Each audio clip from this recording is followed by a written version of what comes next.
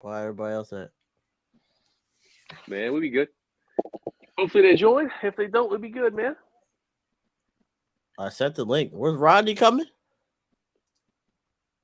Last time I saw Rodney, man, he was Oh, he's posting in. a picture or a video on Instagram. I ain't talked to him today. Oh, So, huh. Dave, did y'all recover the trolling motor, dude? He's frozen. Oh, we lost Dave again. Yeah. Dang it. Well, folks, welcome to the live, man. We were trying to get word from Dave because Dave had a hell of a day on the water. So we're trying to make sure he recovered all of his gear and that they didn't have any suffer any catastrophic loss out there. What frog are you holding up, Brandon? This is the new Model D from Tailored Bass and Snakes, and I'm it's liking it from the look of it. it's kind of a refinement over the Model C that I like so much. Like I'm really anxious to get out here and throw this little guy around. It's a nice little frog. So let me try and get you some perspective here. Well, they got to see you in person so they can see your bear claws, man. It's like 2 inches. I don't have a ruler in here. It's like 2 inches, 2.5 inches on the body plus the legs. Yup. Got a real nice gap. There you go. That was my next question. Unobstructed. It doesn't have the wrapped weight inside. The body's feeling pretty good. It's an exciting little thing. Nice little surprise that showed up in the mail today. Well, I mean, we know that the topwater, that season has arrived. Yeah. Oh yeah, Brandon. Well, you got that new frog. Oh, the clinker. Oh, the Q linker or clinker or whatever the hell you call it. Another one of them tackle things that doesn't work. Whatever you say, sir. Whatever you say. This frog right here makes a lot of commotion. How fast do you have to run it to get it to talk to you? Not that fast. I saw him get 2 blow-ups on it just the other day, man. They didn't hook up, but he had 2 blow-ups on it. Yeah. So I got one of them tackle frogs. It's got like the 2 back legs with the metal feet on it. I love that Honker. thing. Yep. Is that the honker? I wanted to make sure. So I'm not decided on that frog yet. Brother, it's like I'll tell you, like for me, dude, with the honker, I've done well with the honker on APG, and I've done well with it in Virginia. On the Eastern Shore, dude, I haven't got much action on it, and maybe it's just like it's not a confidence bait for me yet, so I ain't throwing it like I should. But I've had like the luck I've had on the honker has been really good, but only in certain areas. I don't know what the heck that's about, man. I love that thing. To get its full potential, I feel like you got to run it a little too fast. Nope. You don't. Well, I don't know about full potential, but I was slow rolling it down in Virginia when I pulled down second for the snakehead shootout. That's the lure that primarily got it done for me. That and the Acor. Yeah. Like I said, the jury's still out. I'm not hating on it. I am interested in trying one of them clinkers though, because I've been seeing the hype videos for them for a while, and I'd like to get my hands on one. So yeah, I had one I got mine last year, and I was using it, and I got some bass and stuff, but it was towards the end of the season, so the top water bite was kind of like dead. That thing was like a lucky strike. You know what I mean? So Rodney, what's up? What's going on, fellas? What's up, Rodney? I don't know. So all right, Steve. So you gonna talk about your day? Let's continue this conversation because I'll let the whole world hear it. Well, I'm only going to get into so much of that for tactical reasons, but what we can hit off the bat right here is our trip that we took as a team out to the Eastern Shore, right? That's some good intel for y'all at home, man. I know we all been waiting to hear that pop in our lives, and the pop has returned, and it returned in a big way. You can check out Dave's video over at Orange 22. congrats again, bro. Dave got his first snakehead. Little golf clap right there, dude. That was good stuff, man. His first dragon, not his first snakehead. Did I say snakehead? Yeah. I meant dragon. My bad. let's re-clarify that, because I was watching his video and I was like, man, where everybody else at? I think he edited everybody out of it. Yeah, he did. So, yeah, I'll tell you what. On in Dave's video where he catches his first snakehead of the day, that corner that he's sitting on, I was passing him as he caught that fish, and I never left that stretch of river. If you look closely, you can see the front of Brandon's kayak. I told you he cut people out. That's how you get to the front of your kayak. But yeah, like that shoreline in front of where he was, if you do an L right there, I never left that section of river all day. Yup. I think Dave said it on his video. It's like some days there's like a snakehead in every spot that there should be a snakehead. And that's how it was when we all went down to the shore and hit that, that kind of Blackwater area, Chickamaucomico, Transquicking. I won't tell you precisely which one. You can watch our videos and discern that. But man, with those snakehead were on the timber near the shoreline, right where they were supposed to be, and they wanted topwater in the worst way, man. Oh God, it was beautiful. They were hungry. They were so hungry. Hey, I'm gonna put my PayPal up on the screen for $5.99. I will send you the pin for an additional $3. I'll send you a picture of what I used for free. We'll show you a picture of what he used. Get those super chats rolling in, right? Selling frog pics. Hey, so I will say, as far as public water access goes, that was my first ever double-digit day on the Eastern Shore. Dude, I'm glad we were all there for it, man. Because that was the awesome thing. As a team out there, we were all catching, man. Boo. Yeah, Rodney, come on out there, man. We'll take you out there. Look, when I get back from Arizona, part of the team was out there, folks. Only part of the team was out there. Yeah. No, when I get back from Arizona, I'm coming out. Take off work. Yeah, I'll tell you what, though. Me and Steve, we rode together. We did a lot of talking on the way down about different methods, like plans of attack for the day and so on and so forth. And I'll tell you what the game changer was for me when I rounded that corner and saw green lily pads.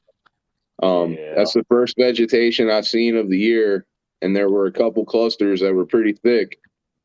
And I looked at Butch and I said, "Hey, you want to go throw frogs at stuff?" And that was all she wrote. I think I was my fourth cast. I got a hit, and like as soon as that happened, like our minds were made up. And it was probably a half hour after that. Butch had 2 fish and several short strikes at that point. I was 3 fish deep with several short strikes. And then say about 45 minutes to an hour later is when you called. And that's, And that's what clued me in, folks, because I was out there riding the struggle bus. I'm not going to lie. It's like, as I started with topwater, then, Dave got his on a jackhammer. So then I started throwing the chatterbait. And then, about an hour later is when I called you, bro. And I was like, man, are y'all struggling? He's like, no, we're tearing it up. I'm like, on what? On what? And it said topwater, and that was it, dude. Once you know it's topwater, there's nothing else to throw. So, Dave, question, bro. Did y'all cover that? I thought I was hearing things when I heard Steve on the phone. Yeah. Did you get the trolling motor back? Maybe you can tell everybody the story that y'all just had on the water, man, because that's a rough day on the water, dude. You know what? I don't know if Dave's reception's going out again. Yeah, it is. Yeah, he's hurting. What was that message you just popped up, bro? Is that from Rob? Who was that from? What's that? Looking for a stream Cambo had an issue with the link for the jawbreaker. Oh, okay, I got you. So we can go two ways, Rob, because Rob was asking me about the link for the snakehead jawbreakers, because I said I would include it in my video, and then I left it out of the description. So if you go on Facebook and just do a search on Facebook for snakehead jawbreakers, 2 words, snakehead jawbreakers, you'll find the Facebook page, and I'm pretty sure you can place orders through there. But yeah, when it comes to opening up like a snakehead's mouth, getting nice deep in there, cranking it open, as long as you get that initial lock in place, it's a really great tool for getting lures out of those frogs get the frogs out of the fish that really choked it. And speaking of choked it, Brandon, was it you who told me that he choked it so far that y'all had to gut it, or is that me misremembering, man? That was Dave. That was me and Dave both. That first one I sent of the day, and I was throwing the big sneck frog. You know, there's 2 sizes. I was throwing the bigger one, and I had probably a 3-pound fish that hit that frog so hard, it was actually like the hooks and half of the frog were down in its throat. I actually had 2 pairs of jawbreakers trying to, you know, keep this thing so I could work, and an 8-inch pair of needle nose going after my frog. Like they were choking them, like, and it was essential because even with the tools, we still lost frogs because the fish were hitting them so hard. Like that's how good the fishing was. But man, that was an essential tool on Tuesday. It's a good problem to have. Right? Oh, it's a great problem to have. It was nuts. Like, and this is why I always get on my soapbox about the pre-spawn bite. Like, you hit the pre-spawn bite on the right day, that's when you get your 20, 30, 40 fish days, and that's when they're not, you know, it's not shore striking. They're just literally swallowing that thing because they're just so hungry trying to build up that energy reserve. If only we could get the wind to stop blowing for a little while. The only fish that I hooked even relatively close to the front of their mouth was a handful of bass. Yep. You know, every snakehead had the frogs choked. It was unreal. Dude, I honestly, I wish we would have kept count of how many bass we all caught out there. Because I'm pretty sure that we were well into double digits on the bass between all of us. Because I got 4 or 5 to myself at least, maybe 6. I had 7. Yeah, that's 2 of us right there already. I love that river. God, I love that river. Oh man, not gonna lie to you, man. It's the first time it gave up the goods to me. You know, it's got me looking at it different. I've caught fish there before. You know, and you know, you'll hear me say all the time, man, it's the hunt that does it for me anyway. Snakehead are the only fish I don't take an L. I don't feel like I take a L if I get skunked. But you know, I've gone down there, I've caught fish. Now the trend continues. Unlike you guys, I didn't catch any sizable fish, but I caught a lot of fish, and that's a win for me. But yeah, definitely a first for me. It's got me looking at that river just a little different. Let's show them this picture. That's the jawbreakers. I mean, it's not choked it. I got it out, but yeah, there you go. Yeah, and I mean, those jawbreakers, I tend to insert them deep into the mouth because, like, a snakehead's mouth is so hard all the way down its throat that, like, the lips aren't the only anchor point you can use for those 2 arms that spread open and lock in place. You can go deep into their throat. And I think actually by doing that, you run if you care, I mean, some people don't give a damn, but if you care, I think you run a lower risk of hurting the snakehead and hurting their jaw if you take it farther down in. Because then you're not putting so much pressure on, like, the front part of the fragile part of the jaws. You're doing it deeper in the mouth, and it still opens the same angle. You still get the same amount of, like room to maneuver in. So what water temp are you fellas talking about? 100% freshwater or seemingly a little behind, right around 50 in the fresh. Yeah, and like, I don't know if it's necessarily a difference between fresh and salt as much as it is a difference in the river systems or water systems and the depth of the water there. Because these rivers that we're fishing over on the eastern shore are in the low 60s. You know, when we were out there, we were reading low to mid 60s. I think in the afternoon, it got up into the mid 60s. I mean, almost upper. And that's, again, because you're dealing with that shallow water and a dark bottom over there. So the dark bottom absorbs this extra, you know, sunlight, the extra heat, and the shallow water lets the water penetrate more deeply. So when you're like, people who haven't been to blackwater type rivers, they don't really understand that it's almost uniformly shallow. Like, literally everywhere out there is like between 1 at most 4 feet deep. Most of the time it's right around 2.5 feet deep. in these rivers all the way across. And well, except for maybe like a very small channel. But then you look at rivers on the western shore, they're much wider, they're much deeper. You know, it takes a lot longer for that water to warm up, which is why like the eastern shore bite is usually about 2-3 weeks ahead of whatever's going on the western shore. So just to give you the kind of background on what causes that kind of difference there, because I have seen some caught on the western shore on top, but nothing like the action that we had on the eastern. At least not that I've heard of. What about you fellas? You heard anything different? Now, Wednesday, coming off of that high from Tuesday, I went out again on the west side. I took my boat, which has a really nice graph, and I went and checked on some things. I was in the Middle River area. For anybody that cares, I was at Dundee. You know what I mean? It's no secret. It's no secret. But I was really surprised when I was running around some areas. I saw a lot of 63 and 64 degree water. And at one point, I went out towards the big water.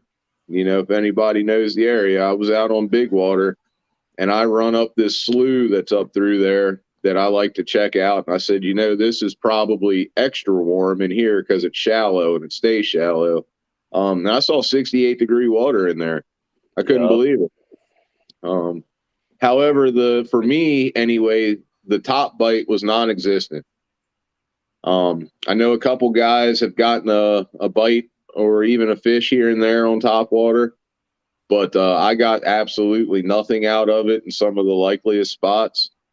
We were catching on caught two, one on a jackhammer, one on an Argus bladed jig, and we got hit on a soft frog rigged weedless for subsurface use. Yep. That's what was working for us. But the big difference was everything we hooked on the west side, they were all quality fish. Upper 20s, including one that had no problem reaching 30. Unfortunately, it didn't make it to the boat. So you know who you are if you're watching. We know what to do different now. Hey, fellas, I think I'm back. Can y'all hear me? Yes, sir. All right, Steve. We got off our cue. Oh shit, where'd he go? Now he's what gone. What the fuck? One enters and one leaves. Yeah, right. I don't know where he went. But anyway, I can pick up where he left off with what he was asking me when I got cut out there. So we went out today on the same body of water that all of us were on Tuesday, because the bite was so good on Tuesday. We wanted to get back out today. So I'm out here with Trey from Grippin' and Rippin' Fishing on YouTube. We got Maddie in the back there. Got a pizza in the middle. We're on the way home. Nice. And, hey, real quick, don't mean to cut you off. Just to let y'all know that Maddie is on the Legion. If y'all didn't know, the Orange 22 is not just a single man team. Yep.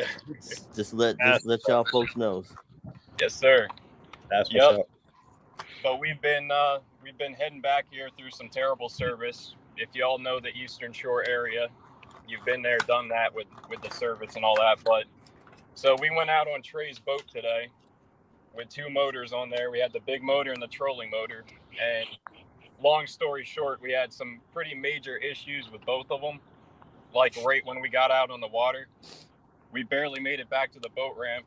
And by that point, we're a little bit defeated. So we just hopped around some bank spots, caught some bass and some perch, but no snakeheads because it was all some new bank spots for us. But we'll be back out on that body of water soon that we did well out on Tuesday, because I had a blast with you guys on that day. Yeah, bro. Like, this is the time of year, like, if y'all folks are home. If y'all folks are home and you have the time, like, this is a great time of year to take like 1 or 2 days and get a hotel down in Cambridge. Like the pre-spawn time of year, I've only done it once, but the time I did it was a freaking blast. Because it's like we went down really early that morning. We fished all day. We would like just tore him up on the pre-spawn bite. Like between these 2 days, between me and my buddy, we caught around 70 snakehead apiece and about half of that as many bass. It was just nuts. But I mean, it's fantastic because you don't have to do that, 1.5, 2 hour commute. It's just fishing, like fishing time. Like even if you got to go back and take a nap, wake up, fishing time. And it's just that pre-spawn bite this time of year. If you have the option and the time, I highly recommend it, man. Me personally, I don't right now because work is just freaking bonkers. But if you have the time, I recommend it, dude. Take a night or two and really fish the crap out of that pre-spawn bite. Dude, ever since Tuesday, I've been looking around at like maybe a campground or something in that same area, so we can just go for a couple days and kayak like all day, every day for just 2 or 3 days. It's so crazy, dude. Like these like true like 20, 30, 40 fish days. Like this is when it's like we've now entered that window. This is when it happens. Like throughout the summer, you probably have good days, but nothing like you can get in the spring, in my experience, man. That pre-spawn bite is just crazy. The way they're where they're supposed to be all the time, and then you're just making the accurate cast and getting them, which I love. I love that precision casting fishing. I love that stuff. Yep. What made our mishap with the boat today even more painful is we talked to a guy that was just coming off on a kayak as we were leaving at the ramp, and he caught 30 today. Oh God! All on top water. All on top water. God, I wanted to be out there so bad today. Oh, I wanted to be out there bad today. I'm happy for him, though. I'm happy for him, man. Yeah, good for him. I mean, not going to lie, I'm a little jealous, but good for him. So that says, do you guys, the people fish with y'all, or no, I would love to learn? So the answer is yes. And actually, if you're not already, make sure you're following Legion of Anglers on Facebook, because there's a good chance we're going to be setting up a meetup very soon. So just keep an eye out we have something to talk internally first to make sure everything's squared away, but we will be having fishing meetups throughout the year. One could be very soon, so make sure you're following us on Facebook at Legion of Anglers. Yeah, because I mean, in terms of getting out and having fun and just fishing, in a lot of ways, I'm looking forward to that more than anything. Straight up, it's you have stressful times, you get out on the water, you relax. And like Brandon was talking about the hunt before, it's like the places that snakehead take you into, I mean, they're just borderline magical, man. Because it's like the level of nature that you're immersed in is just fantastic. And then you have the competitive motivation, or like the predatory motivation to hunt these fish out, figure out where they are, trying to ambush other things and figuring out what they want, how they want it. I love it, man. I freaking love it. Hey, to border, to go back on Chris's comment there, asking about people fishing, especially make sure you're following the Legion. I'm always asking for somebody to go with me. I make a post several times a year, like, hey, who's having trouble? Who hasn't caught? Who can only fish from the bank? Man, I invite people out on the boat all the time. All the time. So if you're not following 410 Commando, get on that too, man. Because I saw him do it a bunch of times last year, and it's now I'm trying to make it out there though, so don't take my spot, man. We're trying to hit the water pretty soon. All right, so we got off track. Yeah, what track were we on? We had some stuff we need to go over. All right, lead the way, Captain. Formal schmormal. You the one that put it out there. We were talking about fishing report, gear. Okay. Yep. Because people want to know. That's a lot of stuff they want to know. So I'll start this one off. Yep. Well, actually, did we go with a fishing report? Fishing report was good. Yesterday was really good for us. We haven't even touched on yesterday yet. That was just the team trip we took on Tuesday, whatever that was. Yeah. So yesterday, right now, the MEPS is on fire. Oof. Yep. The MEPS. Good God. Has done me very well yesterday. Has done well for Roman. If you didn't know who Roman is, he's the one the owner of Jawbreakers. And has done well for Steve yesterday. I think we was over 15, probably. We missed over 1,000 of them. Oh yeah. Yeah, And, literally. I mean, it wasn't just snakehead. It was the bass were chomping like crazy. The catfish were chomping like crazy. Yeah, it was a very good day. So I did have a blow up on 2 blow ups, but that was toward the evening. So the MEPs that I was using that I actually got broke off, I actually had a big man. Boy, oh boy, I got broke off twice. I don't know how that happened, but the first one he ran into a rock and cut back, and it looked like it sawed right through it. It was gone. But the other one I caught, it was a monster. That damn bubbles when he hit that thing was. Man. The bubbles were at least as big as like a trash can lid, man. Yeah, like they were everywhere. I set the hook, he moved, and it was gone. Goodbye. Can't catch them all, but so the MEPs I've been using, I was using the Bronze Slammer. I'll take it out. That's what I was using too. The Bronze Slammer is actually pretty good. I'm not gonna say the hooks have been upgraded. The fact that I'm kind of real picky about bigger hooks now, because if I'm not keeping the fish, I feel like some of the bigger hooks are damaging the fish's mouth sometimes. So I know people want stout hooks, and I get it. But sometimes if you're catching like fish and you want to let them grow, and you fucking their mouth up, it's my bad. You messing their mouth up. They might get an infection or whatever gets in there. So I kind of like the smaller hooks for me, but they got to be stronger to last. So that's my issue with bigger, stouter hooks, because especially if you're using it for bullseye down in Florida, you know what I'm saying, you got that big hook and you hook them in the top of their mouth, it's a wrap if you get it in the right spot. So something I didn't know, and you can do that to northers too if you get the right spot. So I mean, what Rashawn's talking about there, if you don't know, especially for the bullseye, like he said, a lot of guys down there who really love the species, they won't even use topwater frogs because they know that those upward facing hooks is very easy to penetrate the brain of a bullseye relative to northerns, just because of the way their mouths are shaped and how the proximity of the brain to the roof of the mouth. So it is weird. Like, it's like, from what Rashawn's told me, it's like guys will hook them down there and immediately kill them. Like, it's almost like you shooting them and like they're instantly dead, and then you're just kind of skateboarding them in across the water. It's kind of a wild fact, man. I was really surprised to hear it. Yeah. So that was the MEPs, and of course Brandon's favorite. This has been killing too, for what I've been heard. the SS. I keep saying that. The American Snakehead Customs Baby Cobra. I had to make this one for me specifically. Been killing. That's the color. That's the color of mine too, man. So I'm trying to think. Was it?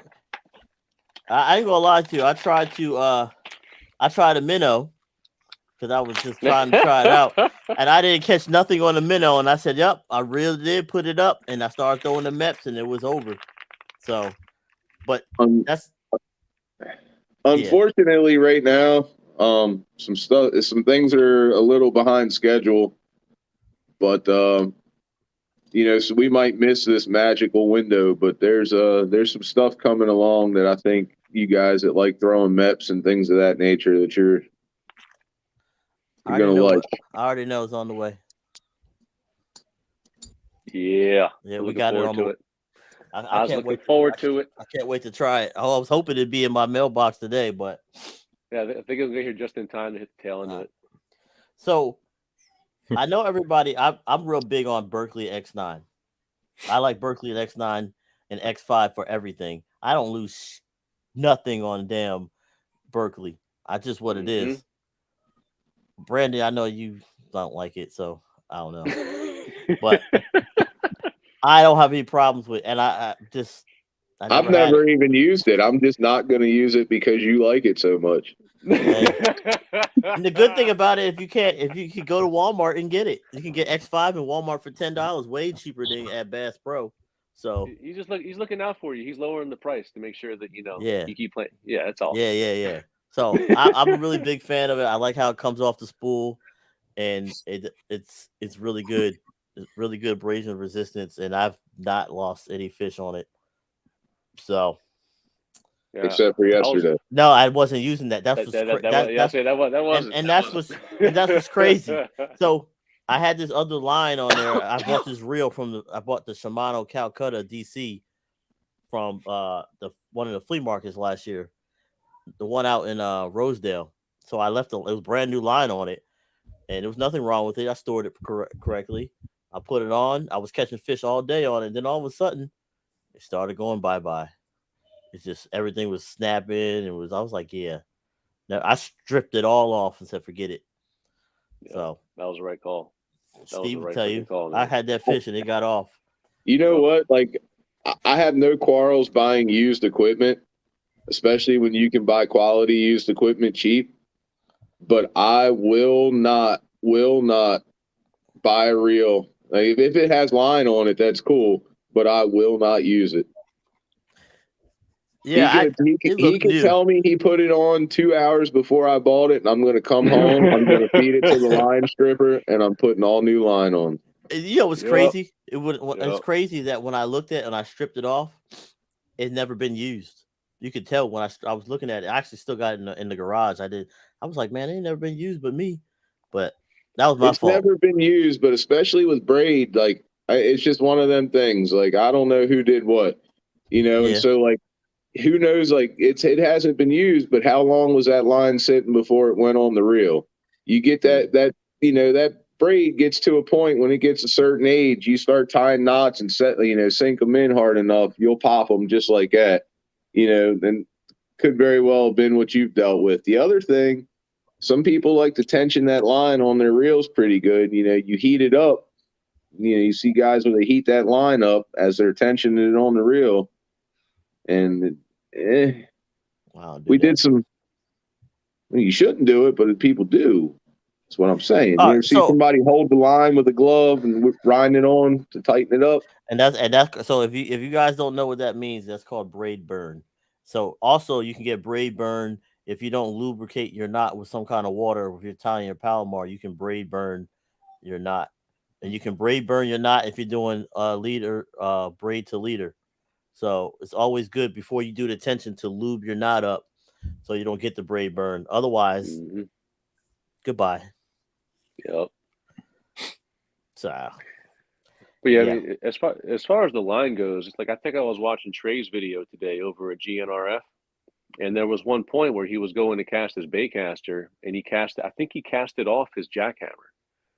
Like he went to go cast it, and then right at the point where it comes off the spool off the baitcaster, the line kinked up there and cut itself, and it looks just like the kind of like Suffix or Power Pro I used to use, because I had that happen like 2 or 3 times. Oh my god! Where it would catch coming off the spool so hard, like so violently hard. Like sometimes it broke, sometimes I was just like, oh my god, like I'm like, this line is going to be completely destroyed. I've never had that happen with X9, never. Yeah, so that's another thing. Like I know a lot of the rockfish jiggers. You like Power Pro, and I mean you're not going to get that bad when you're jigging off the Power Pro, but for fishing that I've been doing, and I know other people, it's opinion, so don't go off of whatever. It's everything we give y'all is an opinion of what we like, but if it hasn't failed for us, we're just passing the knowledge. Whether you choose to take it, that's up to you. But I have had braid bite in my reel with Power Pro, and I have snapped line. Steve will tell you that I had a $100-something. I was using a GoFish cam. I had the heaviest pay. I tried this with a Power Pro. I was like, oh, I'm gonna use this Power Pro for this line because I had it laying around. I went to throw this GoFish cam because we were trying to get some underwater shots for y'all with snakehead attacking, and it said pew, went flying like a rocket. But good thing he caught it in his buzz bait because the line was floating on top of the water. And if you didn't know, braid floats, so it was still floating and it got caught in this thing. Is whopper plopper. You had a whopper plopper, or was something with a propeller? It was buzz bait. I'm pretty sure. Oh well. Anyway, it was all wrapped around his buzz bait. So yeah, but man, yeah. We got all that on video too. If you look it up, we got all that on video. And I caught his lure that he lost the following day. I think. Yep. I was like, oh. Hey, I'll tell you when I had the braid bite. Yep. Last year, I to piggyback your story, Rashawn, I had the same thing happen. I had braid bite, and I casted a brand new American Snakehead Customs buzzbait at a well-known location, and I blasted this buzzbait out the river. First time, just took it out of the package, tied it on, and it went out about 30 yards, and the line just stopped, and all you heard was a pop. I just watched that lure just sail on down the river. And then about a week later, J.R. Witzel makes a post, and he's like, "Hey, did anybody lose one of these?" He followed the same line that I did, and ended up hooking it through the eye with a crankbait. Jeez, man, through the eye. So that's so Adam, who spelled Dival wrong, did he spell it right or is it wrong? I don't remember. He said J8. The what's it? J8 grand? Is it that? What's it called? I don't use it. I've never heard of it. I know what it is, but I had people. Some people like it, and I guess he said that he likes it. So, all right. Yeah, I haven't used it yet. Yeah, so there's a bunch of brands out there. I mean, you gotta try it if you feel comfortable. Like you said, it's confidence. So you gotta find what you figure what you would like. You know what I mean? So. Also, I'm gonna take a minute. Thanks, Dominic. I appreciate you. You're nicer than all my teammates here. What comment was that? I'm missing comments. Oh, he said, "I met you." Yep. Oh, hey, that's the first good thing I heard from about Brandon at the boat ramp. Because I tell you what, folks, you go fish with Brandon on his boat. Be ready. Somebody's doing something stupid at the ramp. Yeah. So the other thing I think we were talking about gear wise is rod. Steve has his rods. I have mine. Brandon has his. And Rodney probably have a raggedy ass eagle line because it does.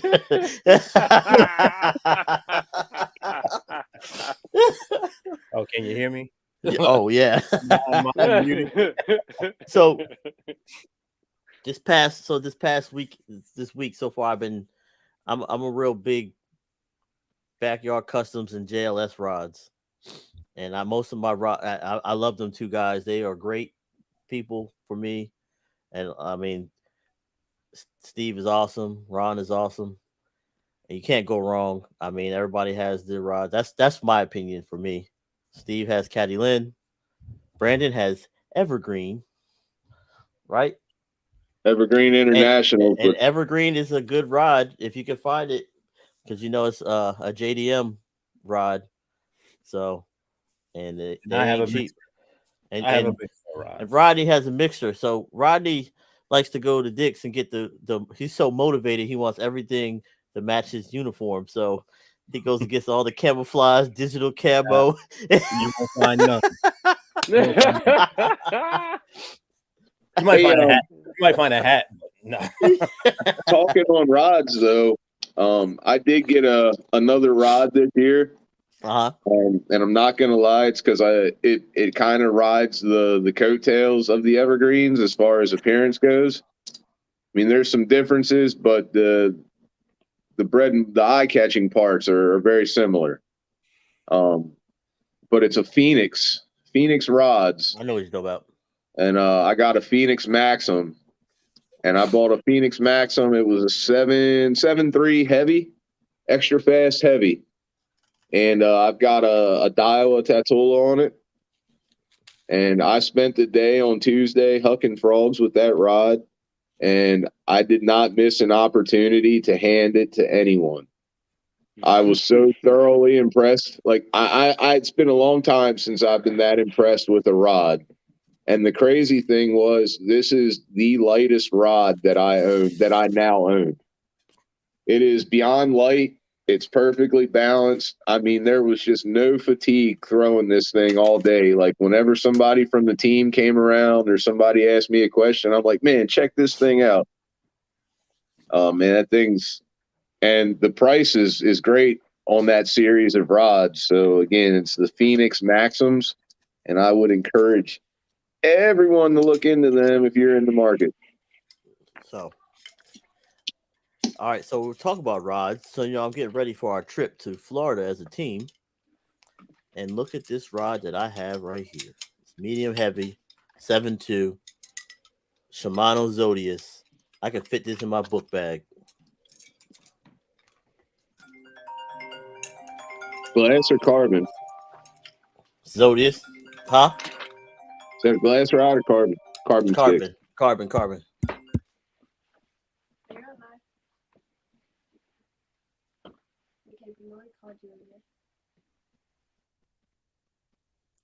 I don't know if he muted. Yeah, he did. Sorry, I'm talking to my daughter. You should. Yeah. Like, you seriously are? That's what I was just doing. Yeah. So right now I'm on FaceTime with my daughter, and she's looking at a chinchilla at the pet store. So anyway, get the chinchilla, Layla. Okay. Bye. Oh Lord. Man, you just quick with saying yes to a pet. Or did they brief that one? Huh? You already talk about that or something? What? My bad, baby. Come on. Adrian. Hey y'all. Hey y'all.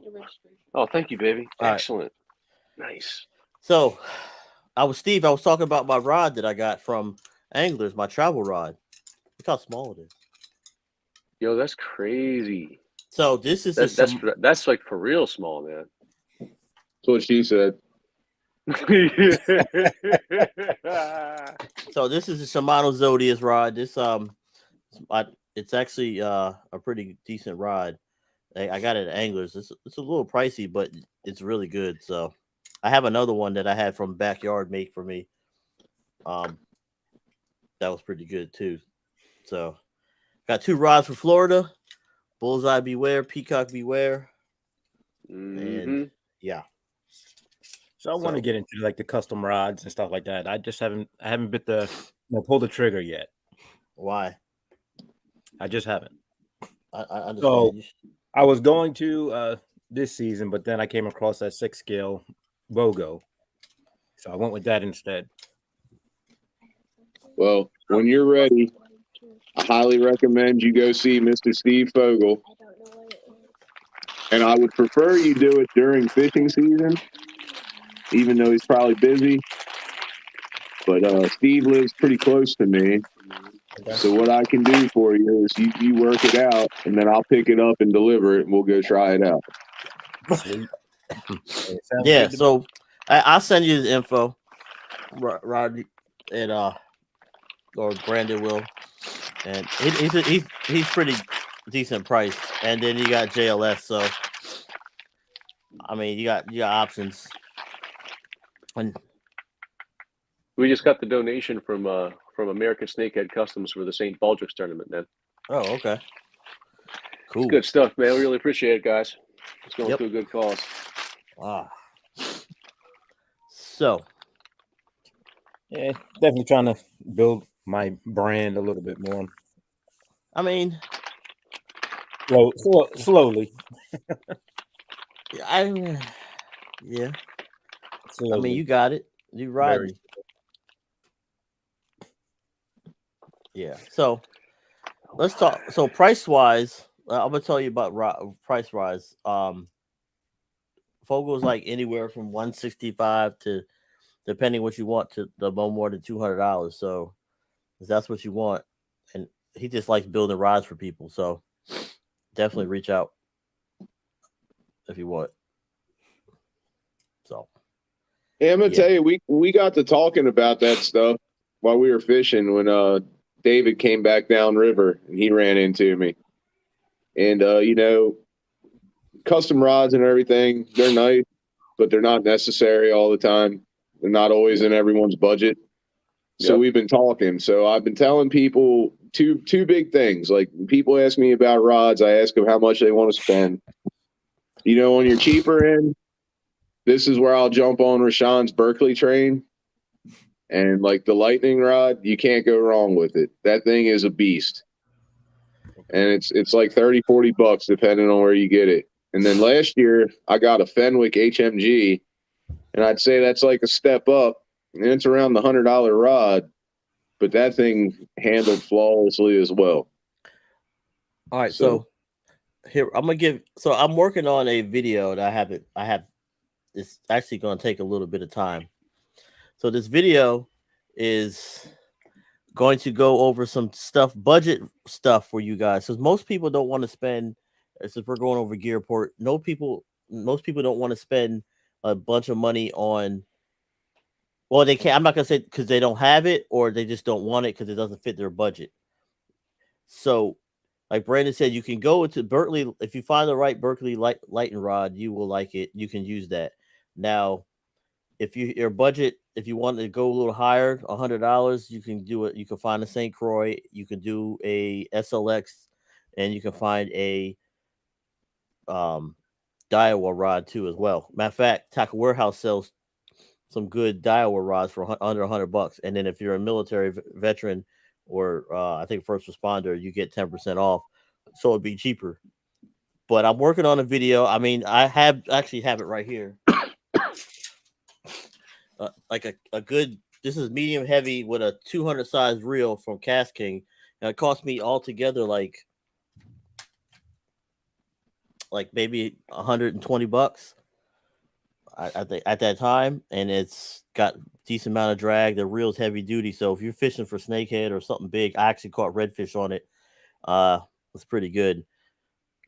You won't be disappointed. That's a really good price, dude. So that's a really good price. That, and then again, I have my other expensive stuff, but I'm not going to. I showed that a long time ago. I mean, you don't have to go outrageous, but some of my expensive stuff is pretty good too. But you don't need all that if you want to fish. If you just want to fish and have fun, you can go to Bass Pro, get you a nice combo, go to Walmart, and other that. So, hey, let's see what we got here. Somebody said, what weight lures do you like? Half, 1/4 ounce, and ½ ounce. Quarter and 3/8. Yeah, that's where I land on it. Quarter and 3/8. I don't have a preference for one because it's something. If I had to drop down to finesse style, I had to drop down to finesse style. I've thrown lures all the way up to a 1 1/4 ounce chatterbaits, the jackhammer. So you just got to find the right rod that's going to hold it, because you don't want to go lean back and whip it, and then that tip snaps, because you can do that. So yeah. Let's see. What other questions? Somebody said I use a Fenwick. I don't know who that is, but if you comment it, make sure you allow StreamYard the link. I'll post it, and then we can see who you are. Fenwick is pretty high end. And that Fenwick HMG is a sweet rod. I'll be honest with you. It's not something I was in a hurry. I'm in a hurry to get rid of now that it's not in main use. But that's a great rod, and for $100, I feel like you get a lot for your money. You know what I mean? That could very well be somebody's upper end rod that lasts a long time. Well, Adam said Berkeley Lightning and a Berkeley Bionics in a 13 fishing black, all under $80 are fantastic. All right. So the Bionics, those have been really good. So if you guys are only fishing freshwater and stuff like that, maybe some brackish. Now, here's the thing with the brackish: make sure you take care of your reels. Or freshwater, you can get away with it. For me, I kind of do like that brackish, saltish stuff, so I kind of have certain stuff for that. But you need to take care of your reels. Make sure it stays lubricated, cleaned up, because if you don't and you just use it, eventually it just deteriorates, and then you're back to, you take it back to Walmart or all that other good stuff. So during one of our chats, you had put up like a spray or something that you use. What was that? Did I put a spray up?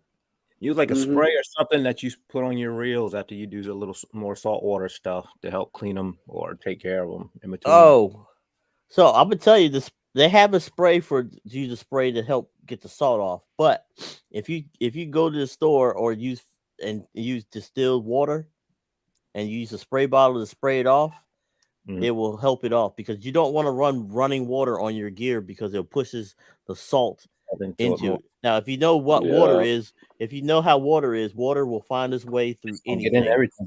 So if you look at our Earth and how it's shaped, water did that. So that's something to think that nothing's going to stop water.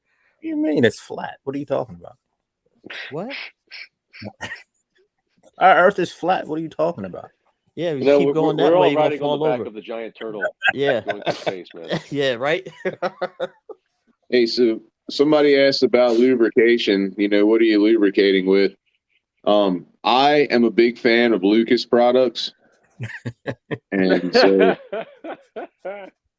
Lucas makes a call it a tactical gun and like gun lube or whatever. It's blue, but the bottle it comes in, it's got a needle tip applicator, and it is great for fishing. It is great for reels. It's probably what Rashawn Lucas. There you go. Okay. So that's the grease. That's the oil right there. The blue oil with the needle tip applicator. All right. So phenomenal stuff. I use this on the gears inside the reel when I break it down. Mm-hmm. This right here is what I use. I actually use this over the Shimano Bantam oil. I mean, I just took that one little drop and it holds up. Yep. So I thought I did a video on it. And that stuff's got really good creeping properties. So like if you especially guys with the like use a bait caster, you pull your reel apart, just one or two drops on your bearings, everything gets in there real good. Like on your main support bearing and your spool bearing, that oil creeps in there real good. It holds up. Like I just put it on just for shits and giggles, sprayed it with a hose, and you can't knock it off. It does a good job. And it's cheap. Right. It's not expensive, even though it's a brand name. It's not expensive stuff at all. So yeah, I've never used the kind of really closely or like purpose tailored stuff for real maintenance. I've just used general lubricants and other stuff like that. So like what y'all are talking about is complete news to me. And you've got to watch, you've got to watch some of these things. It's kind of like in the gun world, I can't stand REM oil. A lot of people use REM oil for everything, fishing reels, guns, whatever. It doesn't function well at certain temperatures. It gunks, it binds, it thickens, so there's lots of little things when you actually, get down into the nitty gritty of it. Me, I probably dig a little deeper because this is my occupation. You know what I mean? So yeah, this stuff, I understand this stuff a lot. Spend a lot of time dealing with it. Yeah, so there you go. How far do you break your reels down? I'm always afraid of not putting stuff back together, right? You see this? Hey, you see this? This is the Corrado DC. I broke it all the way down. I took everything down to the shell. Yeah, see, I'll lose something. And I'm actually upgrading my drag. I actually cleaned this a long time ago and left it sitting on the table. I haven't touched it in like 5 months. I just haven't really. Tommy keeps like, you should do a video on it. So I got to do another one. Hey, Rodney. There'll be a washer missing or something. Hey, let me give you a tip. The only way, you got to have confidence in yourself. So the next time you go to one of these little fishing flea markets or whatever, buy some shitty $2 or $3 bait caster, right? Take it home, rip it apart. You're not out anything if you mess it up. Take it home, rip it apart. But as you take it apart, lay it out in series. So pick which way you want to go, left to right, whatever, and you lay it out as you take it apart. That way, when it's time to put it back together, you just go the opposite direction. True. Yep. I mean, you're not out anything if you botch it, if you mess it up, if you lose parts, you're out $2 or $3, but you gain, hundreds of dollars worth of information. Roger that. Right. So yeah, that's so like Brandon said, you could catch fish on anything. You could upgrade if you break down these reels that are cheap The only reason why they're cheaper is because one, maybe the plastic and the internals. Some of them just have the plastic bushings. Now, the bearings, if they have plastic bushings, you can replace those bushings with bearings. So, for example, a Shimano reel is different than one. It could be just a step below one reel because it's missing two bearings. Same thing with the Iowa. So you can replace it and then you'll turn something to something great. So that's what I've been doing, bearing upgrades and stuff. So I've been trying different lures and I mean different reels and stuff like that to see if it works. Because honestly, people buy reels off of drag, and you don't need to how do you explain this? You don't need all that drag sometimes, if you know what I mean. What you're gonna use if you're fishing like super thick cover, yeah, you need a heavy duty reel to hold up. But if like the Corrado DC or SLX, regular SLX, the drag ain't that high. 12 So pounds. yeah, that's all you need. Because you're not fishing for anything like super big unless you Brandon fishing for giant cats and maybe and maybe Steve get lucky and catch a cat too. Catfish King over there. You know what I'm saying? That was a little Buick, man. That thing was a fatty. God, that thing was big. Yeah. And so somebody asked about grippers. I know a lot of people really, really like Boga grips. Boga grips always scared me away from them because of their price. Not going to lie. I know sometimes you get what you pay for. They allegedly can be certified, blah, blah, blah. But for what it's worth, the grippers that Addiction Bait sells, the Daryl sells over there with Addiction, they're awesome grips.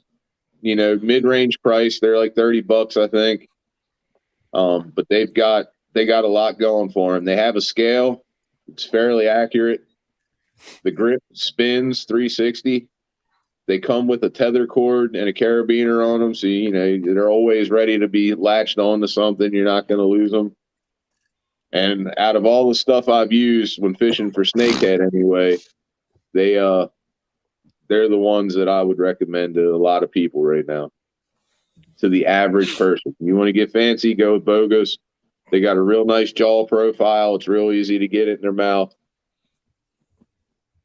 For whatever my opinion's worth on that topic. I like the Boga grips. I haven't had a fish come off of yet. Now I had the Boga grips come out of my hand. Oh, there's a snakehead with some grips in its mouth last year. No, Everything just came out. but I like the Boga grips because they hold pretty well. I have tried a lot of other grips. I mean, that's my opinion. Like Brandon's, but I'm gonna tell you, eBay could be your friend. You just gotta find the right Boga grips and not the ones that are knockoffs, because then you could just send it back. So, yeah. But that's just me. Don't pay attention to me. I have expensive taste. Yes, he does. I like all my. I don't like to buy something. I have everything that I had spent money on. I don't like to buy something and have to go back later and try to fix it or stuff like that, because I have done that and it's a pain. And then they'd be like, "Oh, you bought a month. It's only a 1 month warranty." No. So there was a company called Redline that made a set of grips. What happened to them? They were probably some of the best grippers ever made, and I'm here to tell you, like, I don't know what happened to them. You can find some of them occasionally if you go searching the interwebs, but they were great grips, but they're just not readily available anymore. But Daryl's, you know, for what it's worth, I tested his out last year, fishing the MCC, the Monster Cat Classic, and I hung several 50 and 60 pound fish on them, and they shined like a rock star. I usually like to use the love grips with catfish, but I put Daryl's through a hell of a beating, and they took every ounce of it. I let them sit outside all winter on the boat. You know, I fish all those winter tournaments, so I don't put anything away. And broke them right out on Tuesday, and they worked like they were supposed to. Look who joined the party. Slayer Old man himself. Look at his cat. Oh, the immortal. What up, fellas? Hey, so What's going on, bro? I didn't go over this. So now out here in Edgemere Bait and Tackle is now open. It used to be Furl's. May God rest his soul. Great guy. Had it was been open for years. Now Brian Poling took over. He is now Edgemere Bait and Tackle. He has everybody's, and he's still almost everybody's lures in there. He's got what Brandon just showed you. I don't have one here, do I? Nope. I put it in my box. He's got that. He's got O-lines, high octane. Hopefully, he'll have real all-American fishing custom baits in there. He's got some of my JDM frogs in there. So if you want to get it, it's in the store. If you guys want to fish with minnows and be the minnow king and beat Steve, he got the snakehead destroyers in there for you guys. He got the little ones for the crappies. He's got Jones's lures for you stripers. Who else he got in there? Well, he pretty much got everybody that's local. Pretty much all their stuff is in there. So if you can't make that trip, you got Edgemere on the west side. If you can't make it all the way down to Annapolis, you can go there and get all your stuff and find all information out. Lots of exciting things happening in the fishing community. Yes. Sports, a lot of growth is occurring, and I really like it. Yeah. Really, really, yeah. As long as everybody stick together and we have good times, we'll be good. So, yeah. But I'm trying to think, did I miss anything for him? I told him I'd tell him. He's got a raffle going on for a rod that he had from Backyard Customs made. So if you stop in there, you get a couple of tickets. I think it's going to a charity or something like that. So it's got a raffle going for that. If anybody was interested in a Backyard's custom rod, I do believe he's got a few left on the shelf. I think he's got one left. He had a few. I know. Yep. I know he had a few. He's going to be stocking a handful of them. Now, the only thing, you buy one from there versus ordering your own direct, the literature on the rod is going to be a little different. Yes. It's not going to say built by such and such for or whatever else you want on there. Steve rods usually say built by Steve Fogel for and has your name.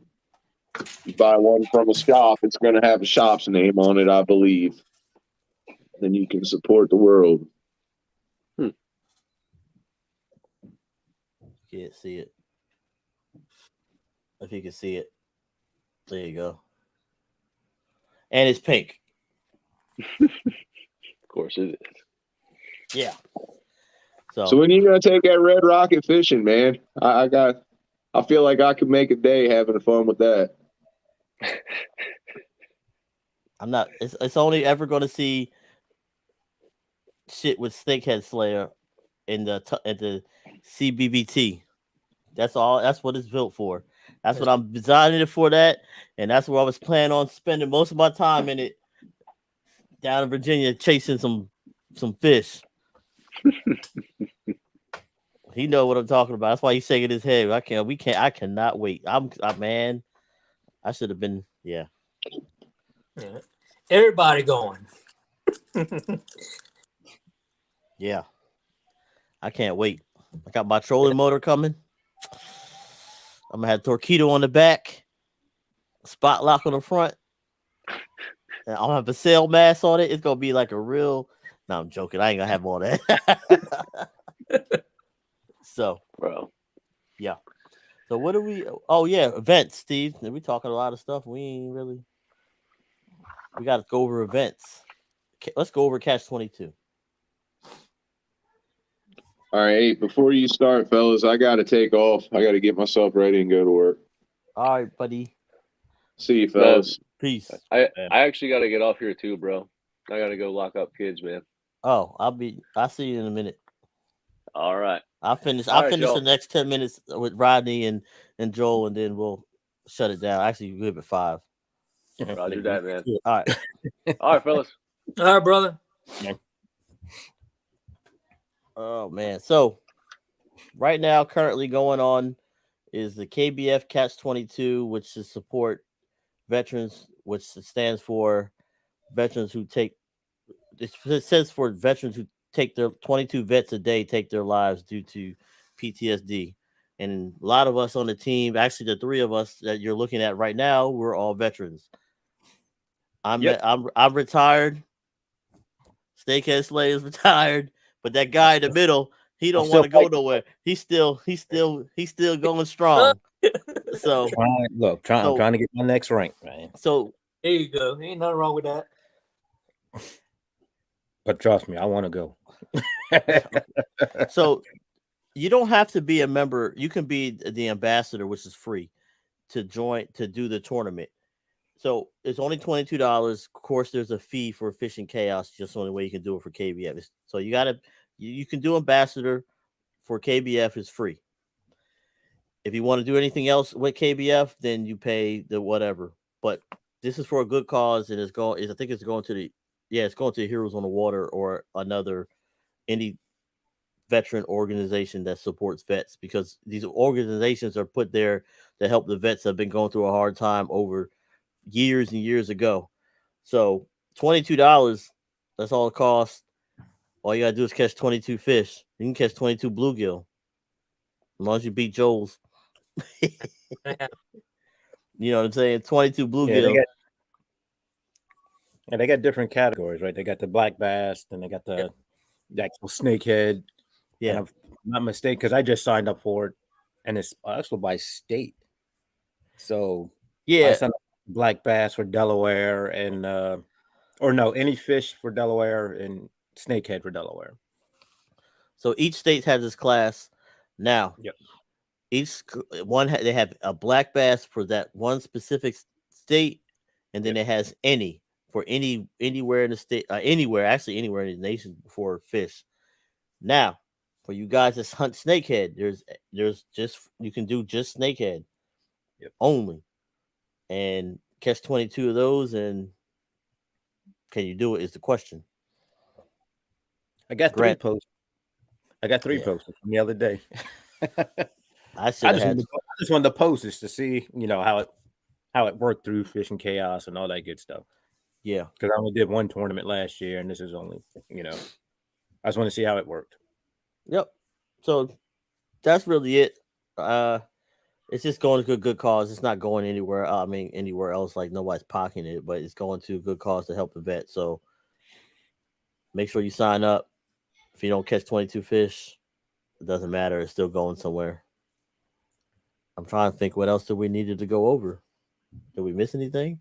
Really go Tuesdays. Me and Joe will be going on doing our Tech Tuesday stuff. Is coming back, so we'll be going over gear for salts, fresh, whatever other stuff, and make sure y'all stay tuned for that. Legion doing big things. We got a lot of other stuff coming up. Hopefully everybody's happy. And did I miss anything else, Joe? I jumped on here late, so I don't know, man. I was just trying to make sure I didn't miss anything. I know a lot of people want to hear a lot more gear stuff, so or in technique. So the next Legion Live will focus on that and try to get you some videos and certain stuff so we can make it more. Now, you guys want to be interacting more, just make sure you go to Facebook and it had / StreamYard. I'll put the link on the side so you guys, or put it across so you guys can click it and allow StreamYard access, because some of y'all comment and I don't know who is talking and I can't see who it is. So we can't give you that one-on-one knowledge, and he can't give you the one-on-one knowledge about how eagles suck. So I'm gonna keep it clean. He said, "Is there any Legion open I to join?" see. Yes, Dom, it's coming up. Stay tuned. Make sure you follow. Well, I think you following us. We got stuff coming up. So Yeah. So I see Dante asked about if anybody caught a snakehead on fly rod. I know there's know- several people in the group that does. But yeah. that's one of my goals this year to try it. I got a kit rod. It's not much. It's a 7/8 weight. So that answers his question or not. But there's other people out there catching them. So my fly rod is a 10 weight. I'm trying to throw that in like grass. It's a 1-piece 10 weight at that. So I'm a frog with it. Can you frog with a fly rod?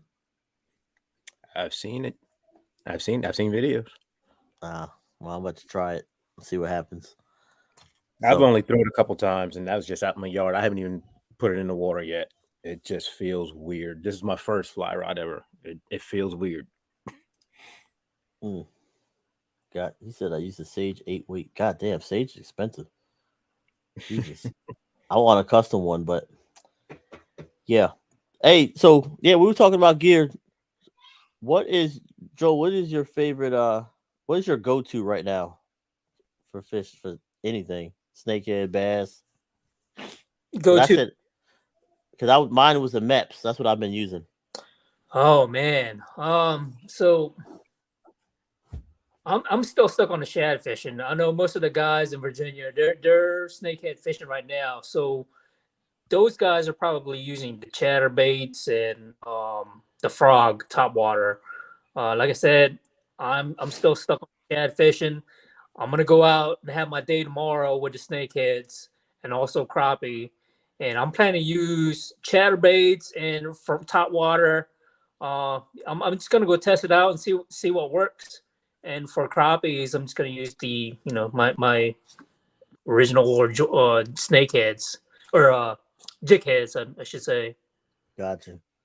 What about you, Rodney?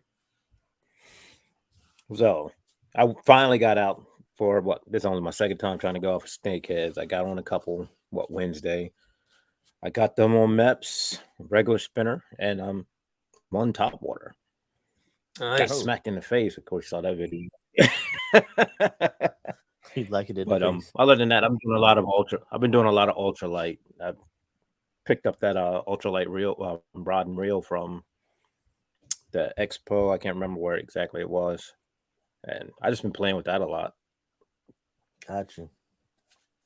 Eric, was the really go-to for you guys over there? Say that again. You breaking up. The MEPS, is that the go-to for you guys over there right now? Yeah, man, I got broke off twice yesterday, so I've been throwing the new bronze slammer for that. So, and that's what been working, man. Everybody, that's what. Yeah. MEPS. Okay. Right now, the grass hasn't came up yet. Once that grass is up, it's over. Exactly. That was the question. Is like, are you guys getting a lot of lily pads or grass over there right now where you can't throw the mess, but it sounds like it hasn't grown yet. So, well, on the eastern shore, yes, but over this way, no, it's not. Where I'm fishing at, the grass is growing on the edges, but the pads ain't came up yet. Yeah. So yeah, I mean, it only takes a day or so, and them things already be on top of the water, kind of open up. So yeah, but that's been my go-to, the MEPS. I don't know, man. The number 4 and number 5 has been money. Yep. And they've been wanting it. So now you throwing straight MEPS or is it modified with the single hook? Swim bait. The bronze slammer? Yeah, so it's not the modified one. No, I actually like how this looks because what they added on this little flash to it looks, when it's spinning in the water, it looks like a tail fluttering. So it's pretty good. And then I used the regular what's the Aguila dressed one with a shark tooth on it. So that's about it. And spinnerbait works. But other people been getting them on top. I got 2 blow-ups yesterday. I really haven't been throwing top. Maybe I normally start throwing top right a long time ago, but I just haven't been doing it. Have you tried the Blade Waker? It was crazy. That's my favorite, one of my favorite chatterbaits. and I had it for like forever. I just haven't thrown it. Yeah. I've been between that and the jackhammer. The jackhammer is my other favorite. The jackhammer is money. Between the blade waker and the jackhammer, that's like, I don't know, man. I got a whole bunch of chatterbaits, and I'm trying to figure out which one I would like and which one I don't like, and Yeah. I never throw the ones. I still got stuff sitting in the plastic. You know what I mean? So because it's hard to put down the jackhammer. Yep. It's just what it is. Have you thrown the invasive broadsword yet? I don't have it. It's got a big blade on it. But throw one just to see and feel it. I have the big blade for. Well, I got a couple of chatterbaits that's local. I have American Snakehead Customs. I have the high octane. I think I have one chatter from Invasive, and then I have some. And they have Good Lines, Laurel Company chatter. But then I have the Z-Man big blade. Yeah. And that thing is insane. It's massive. But it works. Yeah, try the invasive broadsword. You feel it all in the water. You just watch a rod. It's crazy. I feel so when I fish with chatterbaits, I'm only throwing on glass rod for a reason. And the glass rod has better vibration, and you can just feel it. Once that rod tip stops, I'm setting the hook. Yep. It's crazy because you might set a hook on a log.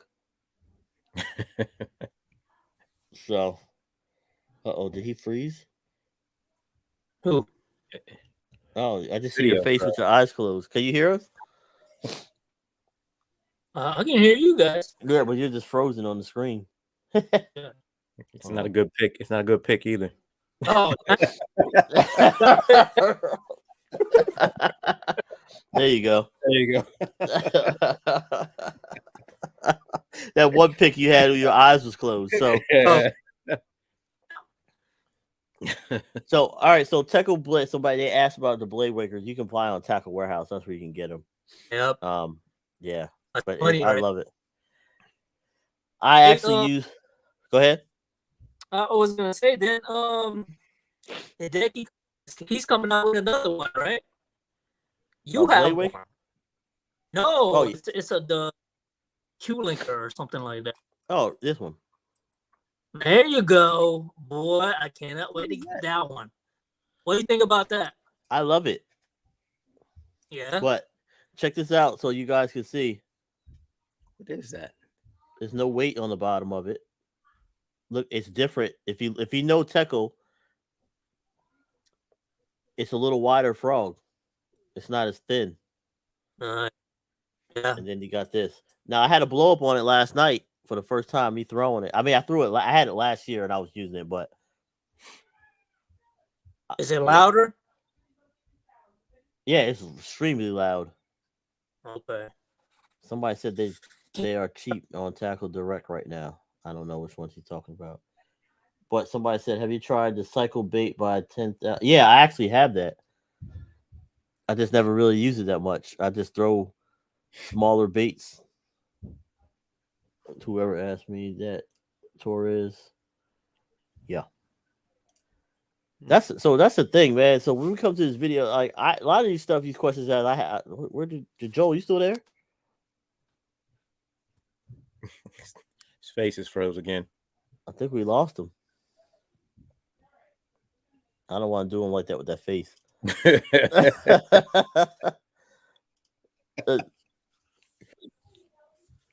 Joel, he's coming back. I hope. So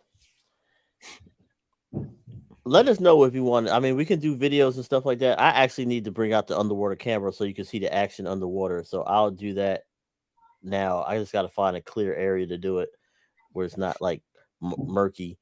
If I had a pool, I'd do it in a pool. I'd jump in and tell somebody to do it, and I'll hold it with the GoPro, but can't do that. So, yeah. So, I mean, I'm trying to think what else. Did we cover everything? Because I literally, right now, I've been throwing the MEPs for snakehead, and I actually been catching bass and snakehead. So, all you bass fishermen, the MEPs is still money, and I'm not complaining. Did you catch a carp on one? I snapped. Well, no, yes, I did. I couldn't get him up though. I couldn't get him up from the bank, and I was shocked. He tried to eat it. He wasn't snagged and caught him right in the mouth. But as you can see from the little video, the bridge trying to pull him up. I was either gonna snap my line or something, but he broke me off before I could even get down there and try to get him. Gotcha. So that was my one of my lunchtime fishing spots. I was just happy to see water back in there because I want to say 2-3 weeks ago it was nothing but mud. Cool. So, folks, send us a message of what we want to hear, what you want to know. I mean, I'll try to put a video together and have it when we do these lives because I think we need a little more videos so we show you what's going on and you can see the action. Now, granted, everybody has their channel and their YouTube, their Instagram, Facebook. You can always catch it there. But just follow us and we'll get you some more knowledge out there and we'll go from there. I don't know. Edgemere Bait and Tackle has a bunch of stuff in there for you if you're over here on the west side, so you don't have to go. Now, if you're closer down in Annapolis, then you got Anglers, and then when you're on the other side of the bridge in Blackwater, you got the Wolford store. You got 3 places. But if you don't want to make that travel and you're on the west, Edgemere Bait and Tackle got everything you need and then some. So, anything down in Virginia? Don't need a pass for bait shop? Man, our bait shop choices over here are sucking. So we have Catfish Kelly, Taylor's Bait Shop. Other than that, man, we'll have to go down south to Bass Pro Shop and Green Top. Those are only options around here. Gander Outdoors are closed down. Right? Did they close down? Because I bought all their musky stuff. I bet you did. When I was in Wisconsin. I sure did. So, I guess that would conclude everything. You got anything else? Nope, I'm good. And he's frozen again. So, folks, next time, catch us again. And hopefully have a little more stuff for you. Until then, peace. Hey, Lance. Bye, fellas. Have a good one.